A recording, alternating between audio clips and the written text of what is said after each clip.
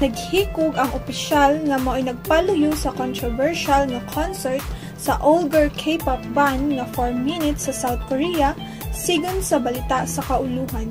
Mauni ang concert nga namatyan og 16 ka mga fans, human nahugno ang ilang gibarugan nga dunay gilawmon na 18.7 meters. Ang 37 anyos nga government official nga nailhan lang sa apelyedong O, giingong mao'y ginakigsabot sa mga sponsor aron mapahigayon ang maong concert. Si O matud pa ni ambak sa building duol sa nahitabuan sa maong trahedya. Ang opisyal gituuhang naghikog pila ka oras human siya giimbestigar sa mga pulis kabahin sa maong aksidente. Mukhabat sa 700 ka tawo ang nanaw sa maong outdoor concert nga nagsayaw-sayaw ug walay security guard nga nagbantay.